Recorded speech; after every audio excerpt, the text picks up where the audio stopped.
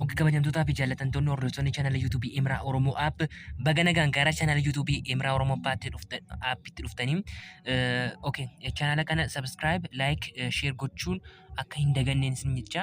Har'a kan waliin ilaallu lakkoofsota ida'uu akkasumas immoo lakkoofsota hir'isuu fi akkasumas lakkoofsota baay'isuu kan jedhu waliin ilaalataa jechuudha. Akkasumas lakkoofsota hiruu kan jedhus lakkoofsota baay'isuus lakkoofsota hiruu kan jedhus kan waliin ilaallu ta'a. Ida'uu, baay'isuu, hiruun, hir'isuun baay'ee salphaadha. Jalqaba kanarraa kan lakkoofsota ida'uu irraa haa jalqabu. Fakkeenyaaf 12 ida'uu 12 jennu jechuudha. Fakkeenyaaf 12 ida'uu 12 haala salphaatiin hojjechuudhaaf jalqaba irratti istaandaardii bifa kanaan barreeffachuu qabna jechuudha. 12 godhannee isa kana jechuudha. Isa kanadha kuni. Isa kana immoo jalatti finnee barreeffannaa jechuudha. So 2 ida'uu 2 meeqadha? 4 asii gad idaanaa jechuudha. Asii gad 2 ida'uu 2 meeqadha? 4 asii gad tokko duu tokko meeqadha? 2dha jechuudha. Deebiin keenya kun 24 dhufeera jechuudha. Fakkeenyaaf isteeppituu isinitti agarsiisu jechuudha. Fakkeenyaaf 400 fi 16 ida'uu 379 waan tokko sodaatana kun baay'ee salphaadha jechuudha. Fakkeenyaaf 6 ida'uu 9 meeqa? 6 ida'uu 9 15. 6 ida'uu 9 meeqadha? 15. Kanaafiyyuu 5 barreeffannee meeqa qabna jechuudha? Tokko qabna jechuudha. 5 barreeffannee tokko qabna jechuudha. Okay. Tokko ida'uu 7 meeqa? 8. 8 ida'uu 1 9. Okay. Asii gadi daanaa jechuudha. 4 ida'uu 3. 4 ida'uu 3 meeqadha? 7. Kanaaf deebiin keenya meeqa ta'a?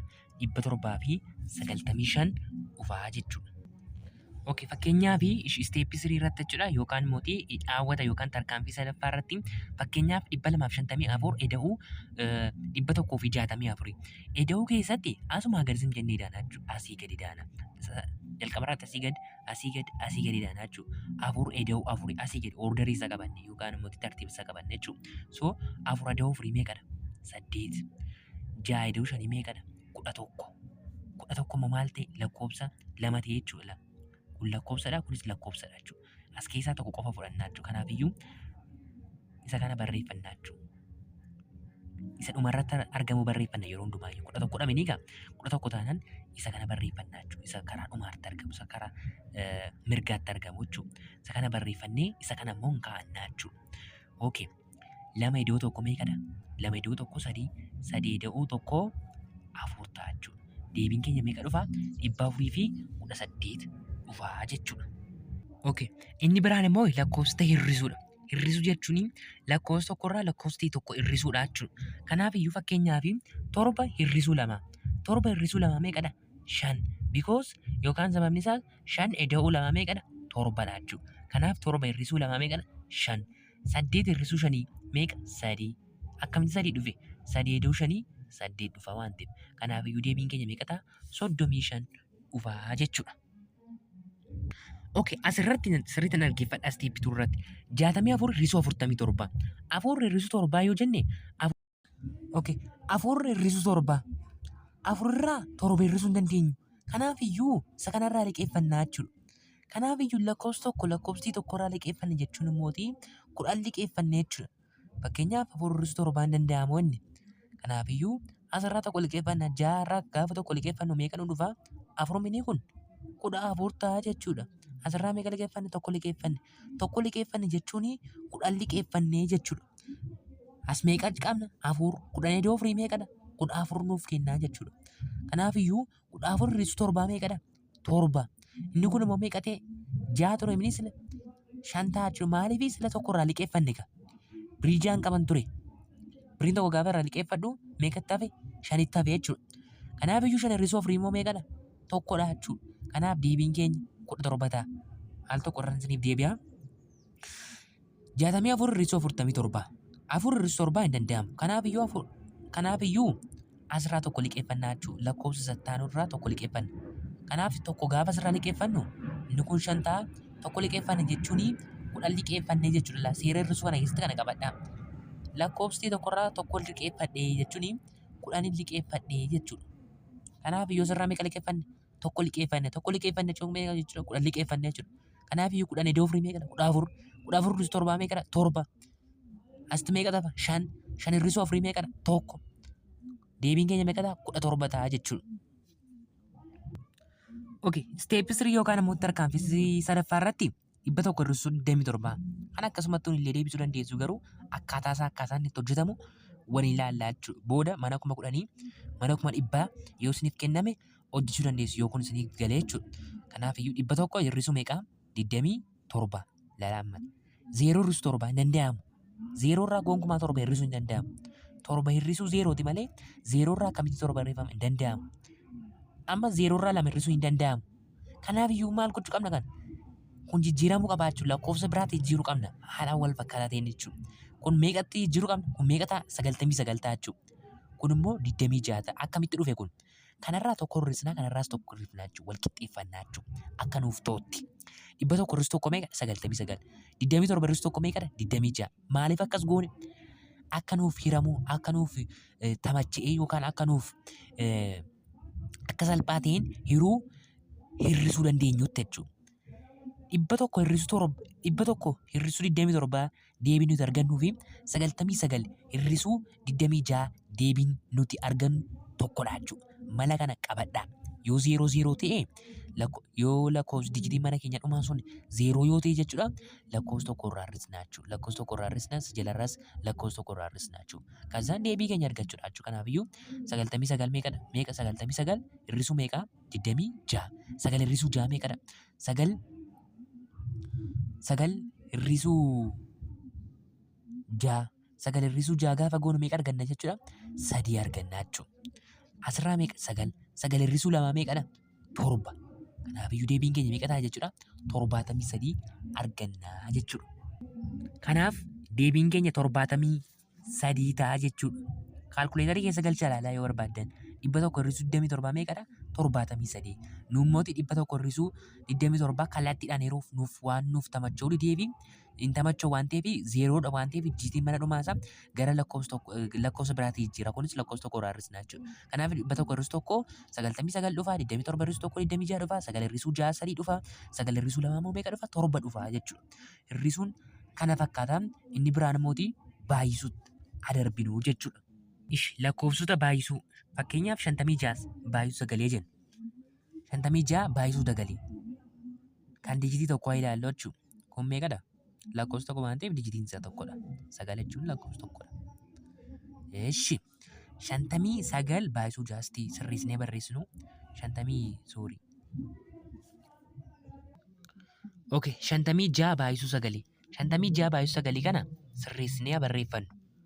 50 meeqa ta'a kuni? 56 baay'isuu 9 jechuudha. Isa kana irra keessatti barreessina. Isa lammaffaa irratti argamu immoo jalatti barreeffannaa jechuudha. Isa booda 9 baay'isuu 6 goonaa jechuudha. 9 baay'isuu 6 gaafa goonu 9 baay'isuu 6 meeqa argannaa?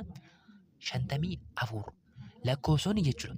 Tokko hanga 10tti tokko baay'isuu tokko, tokko baay'isuu 2, 2 baay'isuu 1, 10 baay'isuu 10 warreen akkasii dudduuba daftarii irra jiru. Dudduuba daftarii irratti isaaniin sammuutti qabadhaa cira isaanii. Fakkeenyaaf 9 baay'isuu 6 meeqa akka ta'e achirra jiraa jiru. Dudduuba daftariin tokko tokko dudduuba isaanii irratti jiru jechuudha. Lakkoofsa tokko kaanii hanga 100tti kanneen jiran baay'ataan isaanii jiru. Isaan sirriitti beekuu qabdu.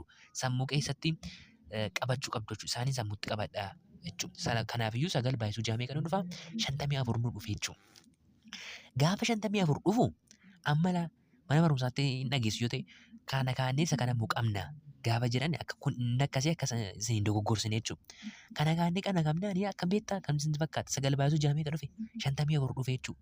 54 maan 5 fi 4 mini isa 4 kana barreeffannaa jechuudha. Yeroo hundumayyuu lakkoofsa isa gara dhumaatti dhufe qofa barreeffannaa jechuudha. Lakkoofsa lama keessaa isa gara dhumaatti qofa dhufe sana barreeffannaa jechuudha. Kanaafiyyuu 4 jechuudha. 5 immoo maal goona hin kaa'annaa jechuudha.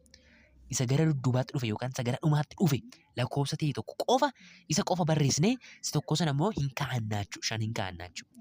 Kazaan isa booda mootii meeqa godha? 9 baay'isuu 5. 9 baay'isuu 5 meeqa? 45. Meeqa kaa'annee ture sila? 5. 45 edoo 5 meeqadha? 50. Deebiin keenya meeqa dhufa jechuudha? 500 fi 4 dhufaa jechuudha. Okay, isteeppii 2 irratti immoo 35 baay'isuu 35 waliin baay'isnee ilaallu jechuudha. Fakkeenyaaf 35 baay'isuu 35. 5 baay'isuu 5 meeqadha? 25.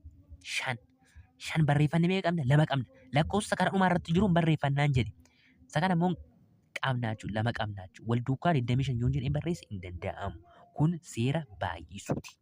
Lakkoofsi lamatu lakkoofsi ta'e tokko lama arganna yoo ta'e dijitii lama kan qabu yoo arganna ta'e achi keessaa tokko barreeffannee isa gara dudduubaatti yookaan isa gara dhumaatti argamu barreeffannee isa fuulduratti argamu immoo ni kaa'annaa jechuudha. Lama kaa'annee irraa lama qabna laa. Shan baay'ee sadii meeqadha? 15 15 ida'uu lamaa meeqadha? 17. Sadii baay'ee shanii meeqadha? 15 15 shan barreeffannee meeqa qabna? Tokko wal duukaa 15 yoo jedhee barreeffadhe hin danda'amu. Quba qubaa lakkoofsa tokko tokkoon barreessinaa jechuudha yeroo hundayyuu. Okay. Sadii baay'ee sadii meeqadha? 9.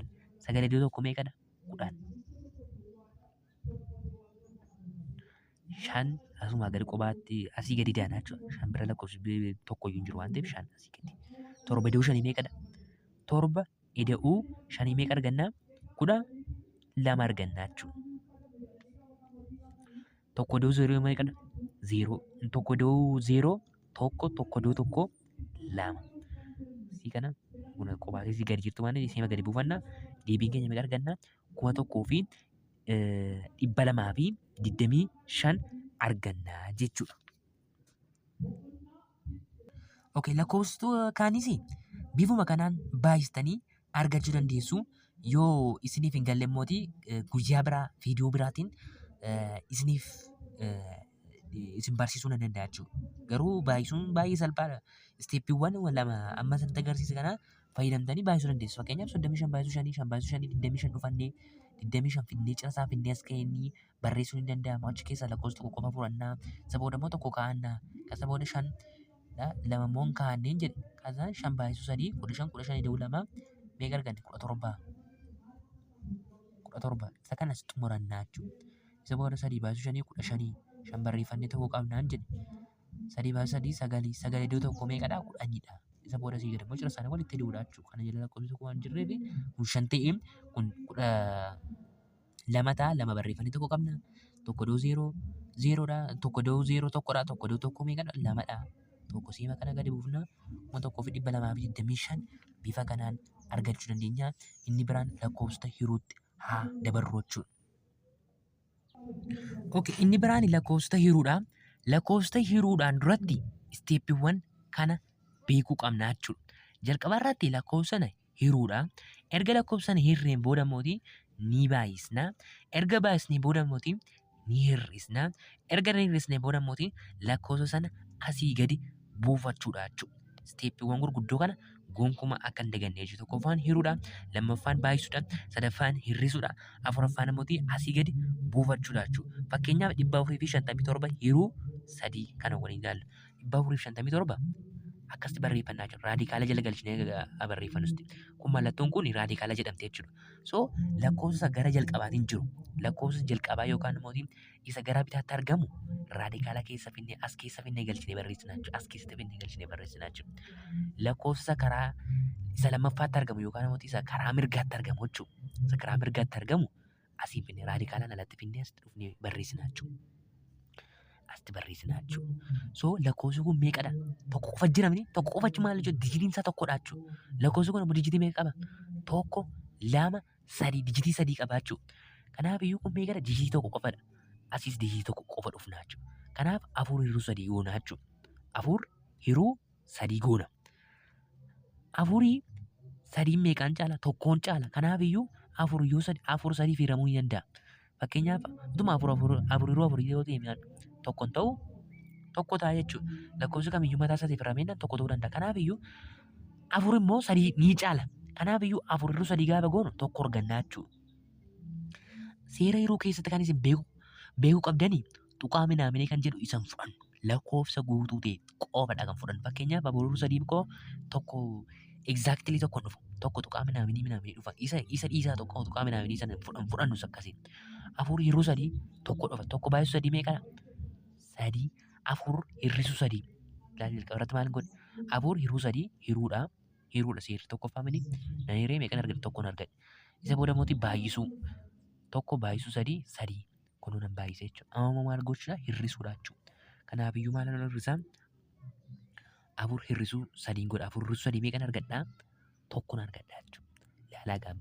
tokko hiruu sadii yoon godhe man danda'ama tokko hiruu sadii akkamitti lakkoofsa guddaa dhiifama lakkoofsa xiqqaa lakkoofsa guddaatiif gonkumaa hiruun hin danda'amu lakkoofsa xiqqaa lakkoofsa guddaatiif hiruu hin dandeenyu jechuudha kanaaf iyyuu maal gochuu qabna isa kana asii gadi buufannaa jechuudha asii gadi buufachuu jechuudha asii gadi gaafa buufannu taraa buufannaa cirasaa lamaanuu wal duukaan buufannu dura isa kana gadi buufannaa jechuudha shanii kan gaafa gadi buufannu meeqatti 15 jechuudha 15 immoo sadiif ni hirama ni hirama meeqa dhufa 5 dhufa jechuudha 5 baay'isuu sadii meeqa dhufa 15 hir'isuu 15 meeqa dhufa 0 wal balleessee jechuudha isa booda meeqa buufanna isa kana nuu ba'e jechuudha torban nuuf heera amma immoo torba ilaalaa galaa amma torba sadii immoo lamaaf hiramaa jenna torba sadii immoo or 2 sadii immoo lamaaf hirama fakkeenyaaf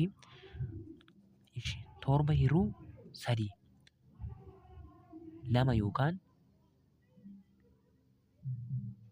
fakkeenyaaf sadii baay'isuu lama meeqadha 6 sadii baay'isuu sadii immoo meeqadha 9 torba immoo irra caalaatti 6 immoo 9tti dhiyaata 6tti dhiyaata jechuudha kanaaf iyyuu torba hiruu sadii lama godhannaa jechuudha torba hiruu sadii lama godhanna torba hiruu sadii meeqa ta'a lama ta'a jechuudha lama baay'isuu sadii meeqadha 6 dhufaa jechuudha kanaaf torba hir'isuu 6 moo meeqadha tokko dhufaa tokko hiruu sadii hin danda'amu jechuudha garuu lakkoofsa tokko hiruu sadii gaafa goonu kaalkuleetarii keessa gaafa galchinee ilaallu duwwaa tuqaa sadii dhufaa jechuudha kana jechuun asitti tuqaa sadii kan jedhu qabaachu inni tuqaa booda lakkoofsi jiru rakkina hin qabu tuqaa booda lakkoofsi kan jiru kan isin beeku isa kanadha jechuudha kanaaf iyyuu deebiin keenya 152 dhufaa jechuudha al tokko irraan isiniif deebi'a 457 hiruu sadii asii dijiti tokkodha kun dijiti tokkodha isa kanarraa kaanaa jechuudha jalqaba afurrirraa kaanaa jechuudha afur hiruu sadii meeqadha tokkodha tokko baay'isuu sadii afur hiruu sadii tokko argannaa tokko sadii firamuu waan hin dandeenyeef isa kana gadi buufannaa jechuudha shan gaafa gadi buufannu shan gadi buufannaa 15 ta'a 15 hiruu sadii shan dhufaa jechuudha shan baay'isuu sadii 15 dhufaa 15 hir'isuu 15 zeeroodha hin danda'amu zeeroodha zeeroodha waan ta'eef isa kana gadi buufannaa jechuudha torba hiruu sadii meeqa dhufa lama dhufan fakkeenyaaf torba hiruu sadii jennee hin danda'ama akkamittiin fakkeenyaaf sadii toonne sadii baay'isuu sadii meeqa dhufa 9 dhufaa jechuudha torbarraa immoo akkamitti 9 dhufe hir'isne hin danda'amu jechuudha kanaaf iyyuu lakkoofsi nuti fudhannu lakkoofsa sanaa wajjin kan wal qixa ta'e yookaan lakkoofsa sanaa gadi kan ta'e malee lakkoofsa sana kan caalu fudhachuu hin qabnu jechuudha kanaaf iyyuu torba hir'isuu 6 meeqa dhufa tokko dhufa kun rimeendariin keenyadha deebiin keenya isa kana dhufaa jechuudha 152 tuqaa 152 tuqaa 33 argannaa jechuudha kanaaf iyyuu isteeppii yookaan immoo isteeppii 2 yookaan fakkeenya lammaffaan isinitti haa agarsiisu. Mee lakkoofsa kana ayiruu 500 fi 28 hiruu 24 kanaaf iyyuu jalqaba raadikaala yookaan immoo iskuweer ruutii jedhamte jechuudha mallattoon kun. Sagara jalqabaatiin argamu iskuweer ruutii kana keessa finnee galchinee barreessinaa jechuudha.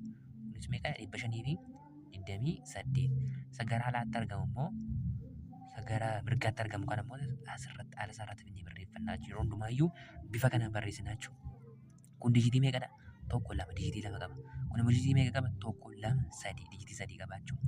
Kanaaf iyyuu as kun dijitii lamadha. Kana hangasitti dhufnaa jechuudha. Hangasitti dhufuu hin qabnu. Dijitii lama. 52 yeroo 24. 52 yeroo 24. 52 yeroo 24. Fakkeenyaaf akkasumatti zim jennee yaadnu meestii 52 yeroo 24 meeqa dhufa jennee sammuu keenya keessatti zim jennee yaadnaa jechuudha. Fakkeenyaaf lama dhufaa jennu fakkeenyaaf lama ta'a jenna. Kanaaf 24 baay'isuu lama immoo meeqa dhufa 48 dhufaa jechuudha. Ayi sadii dhufa yoo jenne fakkeenyaaf 24 baay'isuu sadii meeqa dhufa 24 baay'isuu sadii 24 baay'isuu sadii baay'isuu 4 12 tokko sadii baay'isuu lama jaajaalee tokko 72 dhufaa jechuudha. Kanaaf iyyuu 52tti immoo lakkoofsni itti dhiyaatu 48 moo 72 hin danda'amu iyyuu malee. Kan itti fudhachuu qabnu lakkoofsa 52 wajjin wal qixa kan ta'e yookaan immoo 52 gadi kan jiru fudhannaa jechuudha. 72 waan caala jiruuf hin fudhannu kanaaf iyyuu 3 hin danda'amu jechuudha. Kanaaf meeqa ta'a jechuudha? 2 ta'a jechuudha. 2 jechuudha. 2 baay'isuu 24 48 52 hir'isuu 48 meeqa dhufa? afur dhufa. Yeroo hundumaayyuu lakkoofsa gaafa walirraa hir'isnu lakkoofsa guddaa hir'isuu lakkoofsa xiqqaa ta'uu qabaachuu afur dhufa jechuudha. Afur 24 afur hiruu 24 lakkoofsi xiqqaan lakkoofsa guddaatiif hin hiramu waan ta'eef isii kana gadi buufannaa jechuudha. 48 taate jechuudha laala. 48 jechuudha. 48 hiruu 24 immoo meeqa dhufa? Lama dhufa jechuudha. Lama baay'isuu 24 meeqa dhufa? 48. 48 hir'isuu 48 immoo meeqa dhufa? 0. Kanaafiyyuu deebiin keenya 528 hiruu 24 meeqa dhufa? 22 dhufa jechuudha. Kun deebii keenya ta'a. Kanaafiyyuu yeroo bifa kanaan hojjechuu dandeessu. Gaaffii qabdu taanaanii koomentii irratti na gaafachuu dandeessu. Ani immoo gaaffii tokkoon isiniif kenna. Gaaffii kana yaalaan isiniin jedha. Fakkeenyaaf 525 hiruu 25 meeqa ta'a jechuudha. Koomentii irratti nan deebisa. Kanaafiyyuu koomentii irratti ilaalaa. Kanaafiyyuu adaraa chaanala yuutuubii kana laayikii akkasumas immoo sabiskiraayibii gochuu gonkumaa akka hin daganne. Chaanalli kun chaanala barnootaatiin gara fuulduraatti bifa namaa galuun bifa kana caaluutiin maatiriyaawwan yookaan immoo infoormeeshiniiwwan jiran guuttachuudhaan bifa isiniif galuutiin eda'uu, hir'isuu, baay'isuu, hiruu kana caalaa bifa istaandaardiisaa eeggateen isinii nan ibsa. Kanaafiyyuu kana gochuuf immoo sabiskiraayib gochuudhaan akka na deeggartan isin gaafadha jechuudha. Sabiskiraayibii hedduu yoon qabaadhe bifa dijitaalii ta'een uummata Oromoo kamiyyuu gosa barnootaatiin gargaaruuf qophiidha jechuudha. Kanaafiyyuu galatoomaan isiniin jechuun barbaada.